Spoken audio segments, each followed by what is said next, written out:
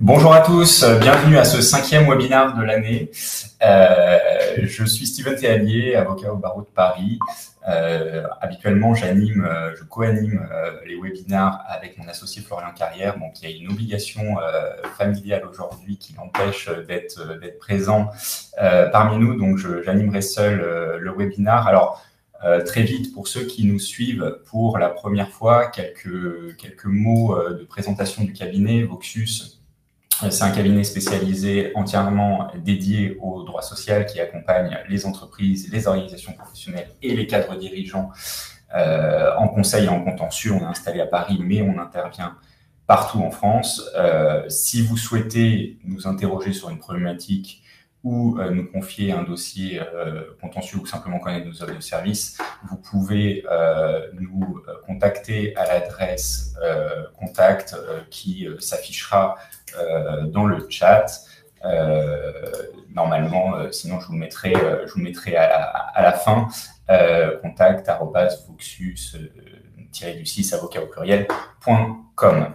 Sachez également que parmi les documents téléchargeables, vous avez notre offre Vox en immersion qui consiste en un petit audit en droit social, voilà, d'une demi-journée qu'on propose de façon gracieuse, qui peut vous permettre d'identifier certains risques liés à votre organisation, à vos pratiques en interne. Donc, concrètement, on fait une petite étude de vos documents, de vos contrats de travail, vos accords collectifs, votre règlement intérieur, et puis on vous fait un retour d'expérience avec des préconisations pour vous mettre en conformité. Donc si ça vous intéresse, vous pouvez nous retourner le formulaire à l'adresse contact. Voilà, tout est précisé sur le document.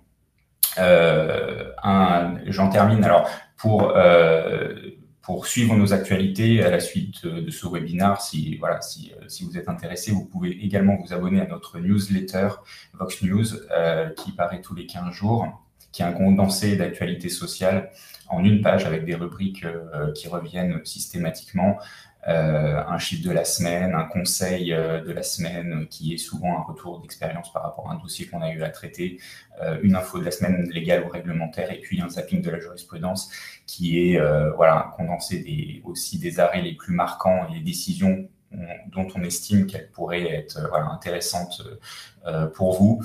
Donc ça, vous avez un bouton normalement sur la plateforme pour vous abonner à notre newsletter. Vous pouvez aussi retrouver nos précédents webinaires sur notre chaîne Webikio en replay, des webinaires d'actualité, mais aussi des webinaires thématiques sur la procédure de licenciement, l'aménagement du temps de travail, les élections professionnelles, l'inaptitude, la loi sur le partage de la valeur, et le dernier, la gestion du fait religieux en entreprise. Alors, voilà pour la présentation. Si on veut maintenant rentrer dans le vif du sujet, pourquoi on a voulu programmer ce webinaire qui est consacré au décryptage du programme social des principaux mouvements politiques, donc en marge de ces élections législatives anticipées.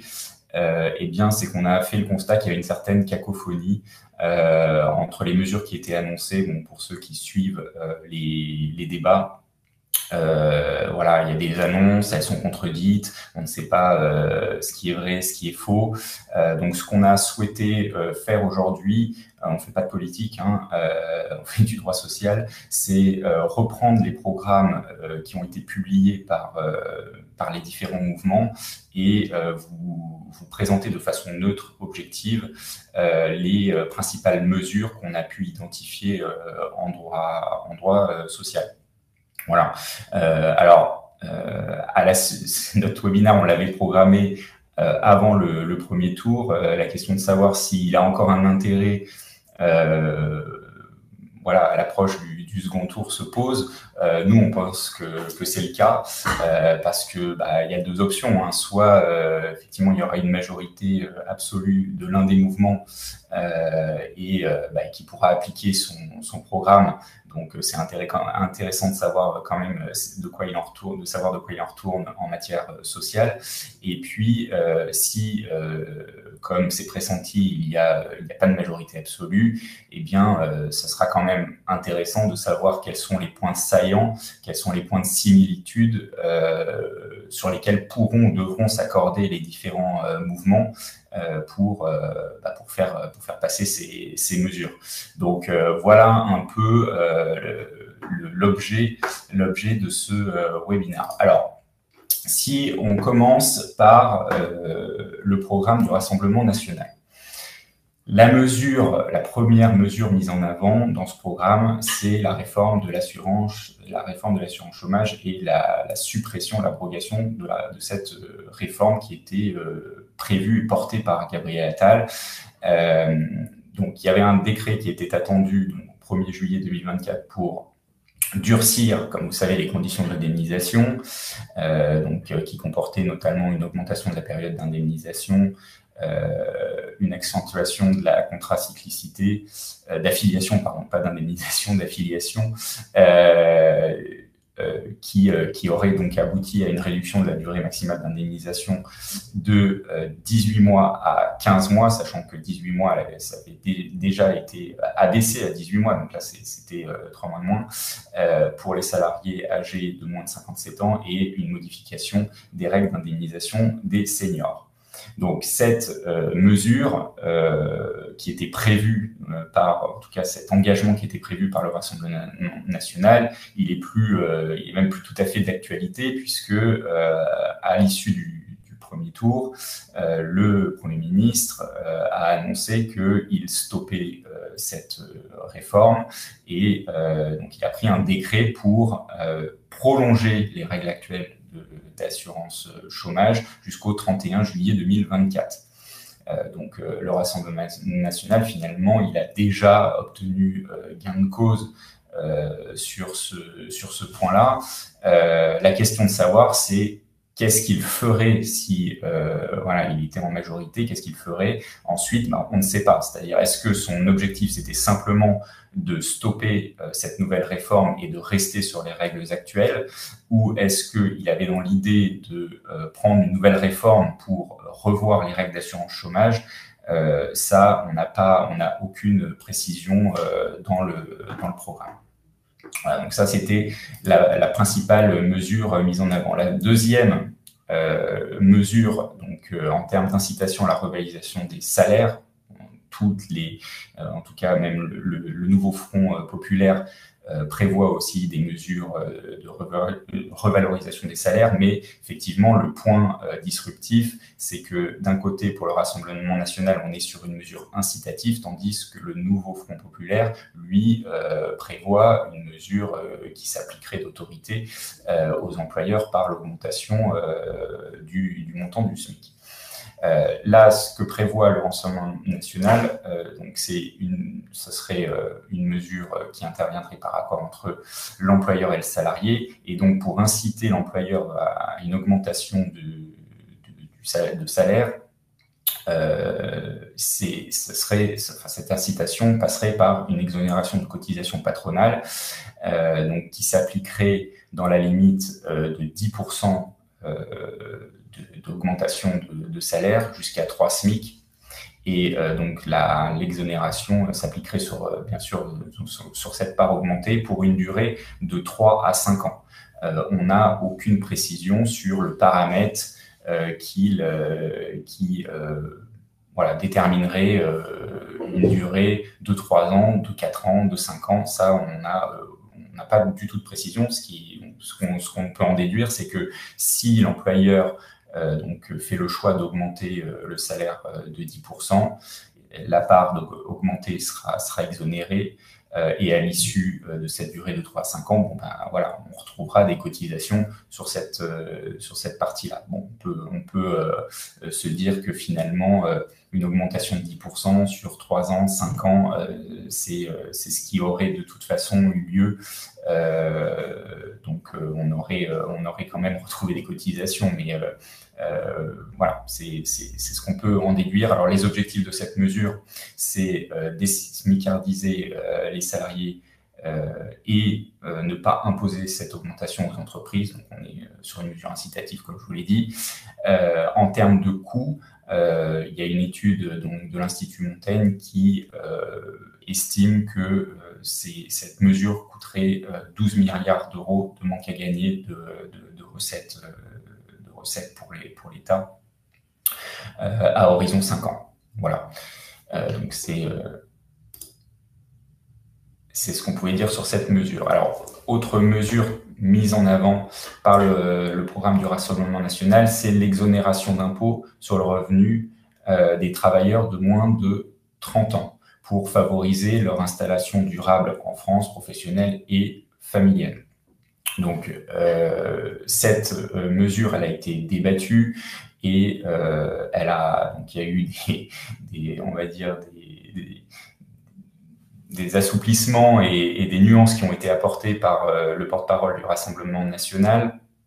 D'une part, donc on va dire l'objection qui a été soulevée, c'est qu'il y a un risque de contrariété avec la Constitution, puisque cette mesure pourrait être contraire au principe d'égalité devant l'impôt. Et selon les constitutionnalistes, le critère de l'âge ne serait pas suffisant pour justifier cette différence de traitement. Donc voilà, il y a déjà une incertitude de savoir si le Conseil constitutionnel validerait cette loi. Et puis, suite aux débats qui ont précédé donc les élections, il avait été soulevé du fait qu'il y avait certains contribuables en France de moins de 30 ans qui avaient des revenus très élevés, type joueurs de foot, et donc que cette mesure leur s'appliquerait dans le cas où ils auraient moins de 30 ans, ce qui est souvent le cas pour les sportifs de haut niveau. Et donc ce serait quand même étonnant de leur appliquer cette exonération. Et donc suite à ce débat, le porte-parole avait précisé qu'il y aurait sans doute un système de plafonnement qui serait mis en œuvre, qui accompagnerait cette mesure. Alors, comme autre inconvénient de cette mesure qui pourrait apparaître très avantageuse, finalement, selon un cabinet d'études, 55% des moins de 30 ans ne payent déjà pas l'impôt sur le revenu. Et donc, cette mesure bénéficierait principalement à la tranche des 25% les plus aisés de cette classe d'âge, donc qui capterait 95% du coût pour l'État. Malgré ce constat, le porte-parole du Rassemblement national assume cette mesure en venant dire finalement que cette mesure aussi, c'était pour retenir les cerveaux. C'était pour éviter que la matière grise française s'exporte, qu'il y ait des jeunes ingénieurs qui s'expatrient aux États-Unis et au Canada. Donc, c'était pour justement retenir les talents que cette mesure était aussi mise en place. D'autres mesures sont prévues dans le programme qui concernent le volet social, mais qu'on n'a pas souhaité développer tout simplement parce qu'elles ne sont pas précisées dans le programme. Donc on peut retenir deux mesures principales. C'est le renforcement des sanctions pour les employeurs de travailleurs clandestins, mais là encore, on ne sait pas comment ça serait mis en œuvre, quelles sanctions, comment, etc.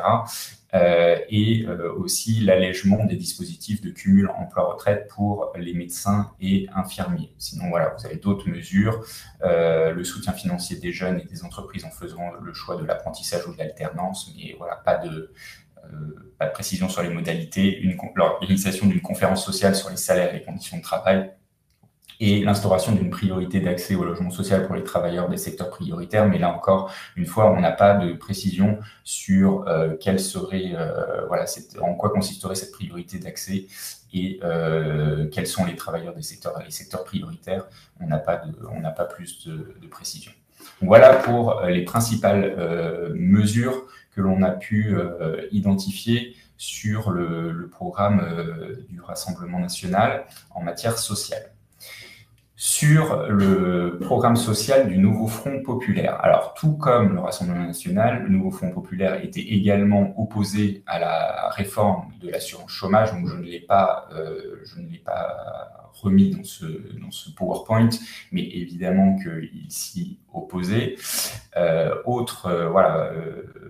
Mesure phare mise en avant, c'est la refonte de l'assurance vieillesse. Donc, ça passe déjà par l'abrogation de la dernière réforme des retraites et notamment des décrets d'application qui ont fait passer l'âge légal de la retraite de 62 ans à 64 ans de façon progressive.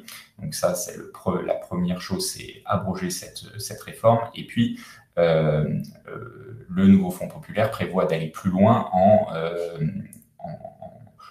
construisant, en établissant un nouveau cadre pour les retraites.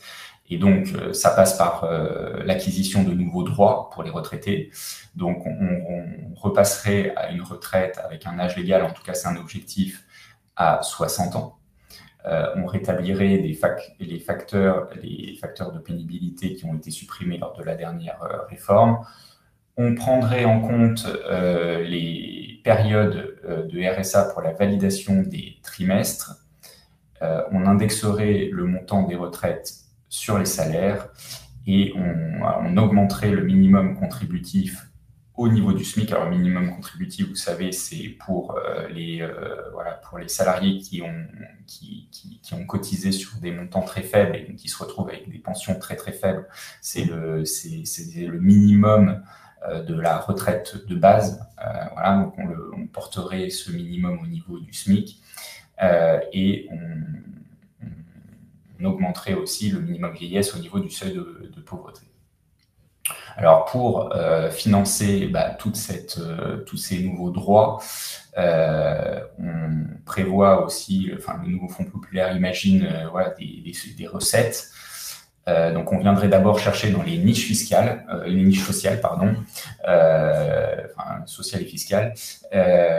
On soumettrait à cotisation les dividendes, la participation, l'épargne salariale, les rachats d'actions et les heures supplémentaires. On augmenterait de 0,25 points par an et pendant 5 ans les cotisations vieillesse et on modulerait les cotisations sociales patronales, donc on imagine à la hausse.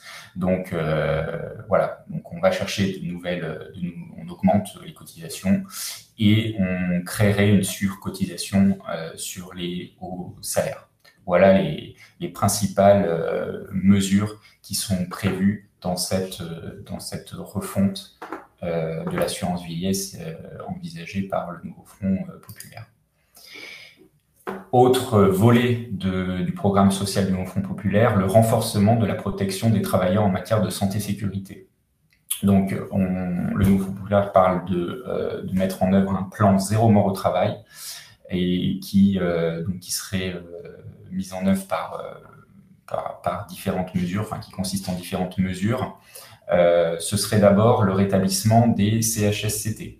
Donc, ça serait revenir finalement sur les ordonnances Macron du 22 septembre 2017 qui, comme vous le savez, ont fusionné les instances, comité d'entreprise, CHSCT. Donc, le CHSCT a finalement été intégré au CSE dans le cadre de la commission santé, sécurité et conditions de travail, CSSCT. Donc là, on pourrait imaginer qu'on repasserait à 2 instances différentes avec une multiplication forcément du nombre d'élus et donc une instance qui serait dédiée à la question santé-sécurité.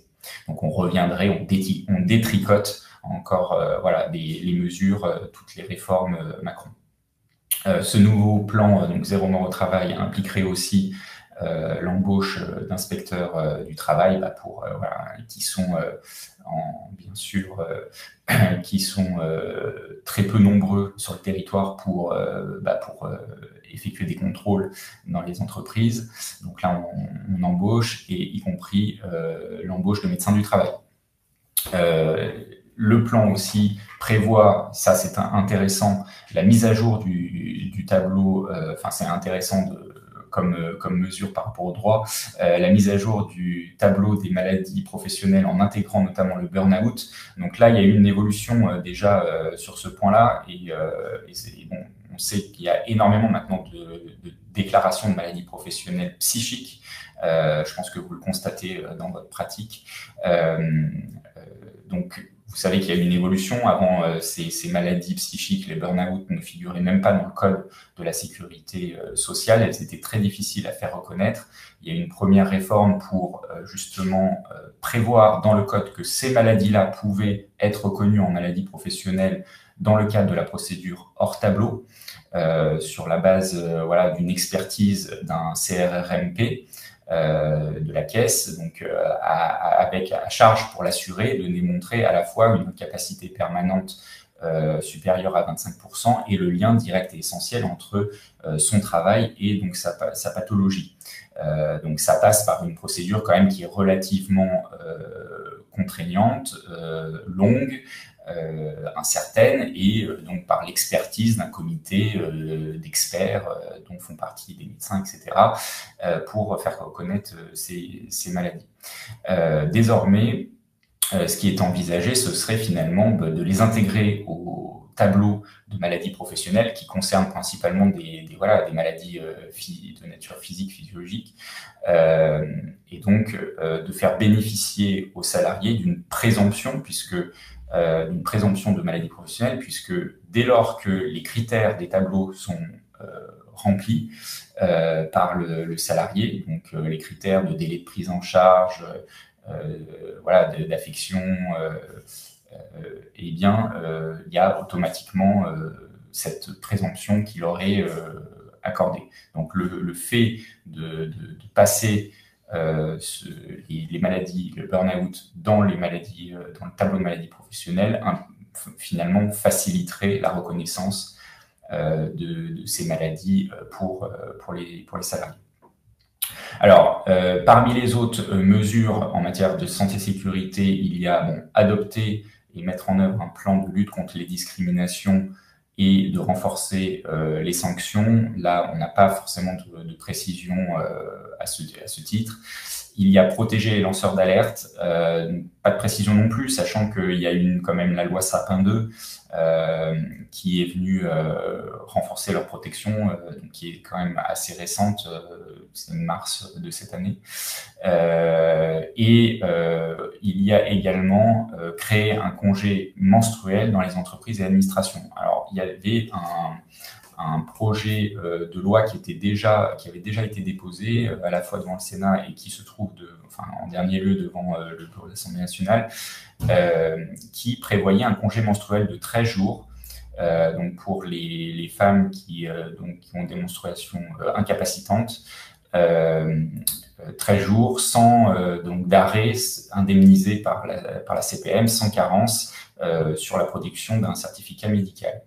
Et ce projet a été écarté par le Sénat et également en commission devant l'Assemblée nationale. L'argument des sénateurs et de la commission devant l'Assemblée, c'était de dire que ça créerait il y avait un risque de créer des discriminations à l'embauche.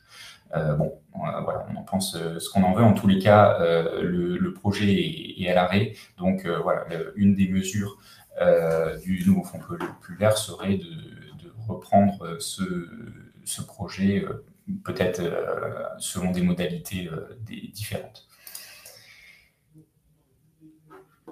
Autre volet du programme du nouveau Front populaire, sur le renforcement des droits des travailleurs, je vais aller très vite.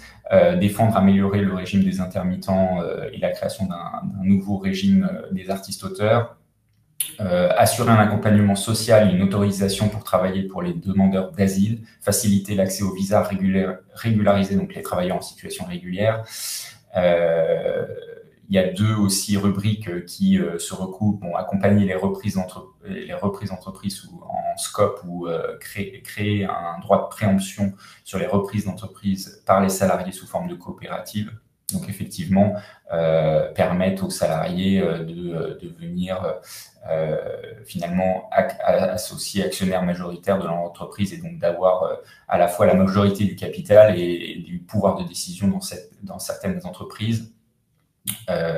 Et ça s'accompagne aussi d'une troisième mesure, c'est réserver un tiers des sièges dans les conseils d'administration pour les salariés pour justement qu'ils deviennent acteurs de la vie économique et renforcer finalement leur implication, leur pouvoir de décision dans les entreprises. Vous avez également donc défendre, renforcer les libertés syndicales et associatives et en finir avec leur répression. Bon, là, il n'y a pas de précision non plus. Dernier point du programme du nouveau Fonds populaire en matière sociale, donc la revalorisation des salaires. Donc ce que je vous ai dit par rapport déjà au programme du Rassemblement national, là, ce ne serait pas une mesure incitative, ce serait augmenter les salaires donc, par le passage du SMIC à 1 600 € net, par la hausse de 10% du point d'indice des fonctionnaires également. Augmenter les indemnités de stagiaires, le salaire des apprentis et des alternants. On n'a pas de mesure précise, mais voilà, on augmente de façon pas autoritaire, mais on va dire de manière imposée les salaires et les indemnités, et indexer les salaires sur l'inflation. Voilà, donc mise en place d'une mesure d'indexation des salaires sur l'inflation. Les autres mesures aussi qui sont plutôt générales et qui méritent des précisions, donc organiser une conférence nationale sur le travail et la pénibilité visant au rétablissement de la durée effective hebdomadaire du travail à 35 heures, au passage à 32 heures dans les métiers pénibles ou de nuit immédiatement son extension par la négociation collective. Organiser une grande conférence sociale sur les salaires, l'emploi et la qualification, bon, c'est un peu ce que prévoyait également le Rassemblement national. Conditionner les aides aux entreprises au respect de certains critères, notamment environnementaux, sociaux et de lutte contre les discriminations au sein de l'entreprise. Bon, voilà, ça mérite encore des précisions. Et encadrer la sous-traitance.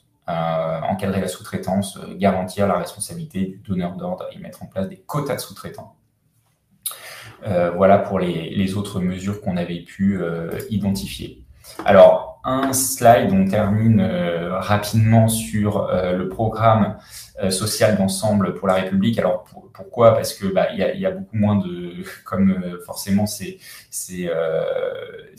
les réformes déjà portées sous la présidence d'Emmanuel Macron ne sont pas détricotées. Donc, c'est pour ça qu'on n'a pas de voilà, on est dans le prolongement de ce qui a été déjà fait, donc la conservation de ce qui a été déjà fait, contrairement aux deux autres programmes. Donc là, il y a deux mesures qu'on a pu retenir. D'une part, c'est aussi la revalorisation des salaires, donc des mesures en faveur du pouvoir d'achat. Ça passerait par l'extension d'un dispositif que vous connaissez déjà, qui est la prime de partage de la valeur, donc anciennement prime PEPA ou prime Macron. Donc là, on augmenterait la possibilité de verser cette prime jusqu'à un montant de 10 000 € par an, sans charge ni impôt. Sachant que le régime actuel, donc aujourd'hui, le montant maximum est de 3 000 € ou 6 000 € lorsque l'entreprise est dotée d'un accord d'intéressement. Sachant qu'en termes d'exonération, donc on a une exonération de cotisation sociale et d'impôt sur le revenu si la rémunération ne dépasse pas 3 fois le SMIC, et c'est double condition que l'entreprise comptabilise moins de 50 salariés. Voilà, dans le cas où la rémunération est supérieure à 3 fois le montant du SMIC ou que l'entreprise comptabilise plus de 50 salariés, il y a exonération de cotisation sociale uniquement, mais il y a de la CSG-CRDS et il n'y a pas d'exonération d'impôt sur le revenu. Donc voilà pour la revalorisation des salaires. Sur la deuxième mesure qu'on a pu retenir aussi, c'est l'ouverture d'un congé de naissance qui serait mieux indemnisé que le congé parental actuel, alors principalement sur les congés parentaux à temps partiel. Donc chaque parent pourra être présent auprès de son enfant durant 3 mois, mais voilà, encore une fois, on a très peu de précision sur les contours de ce dispositif. Voilà, donc on a, je pense, terminé pour d'avoir fait le tour de ces mesures.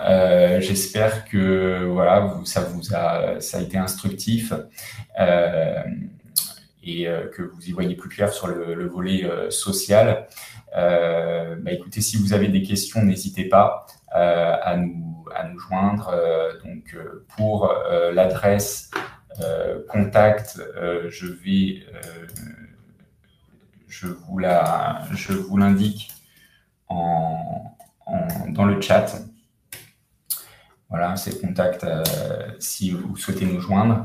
Et puis, sinon, nous vous annoncerons, vous pouvez suivre notre LinkedIn. Également, on est sur le réseau X. Si vous voulez connaître la date de notre prochain webinaire qui sera organisé à la rentrée, abonnez-vous à votre newsletter ou bien à notre page LinkedIn. Voilà, on vous communiquera la date très prochainement. Je vous remercie à tous, je vous souhaite une très très bonne journée et puis bon week-end. À bientôt.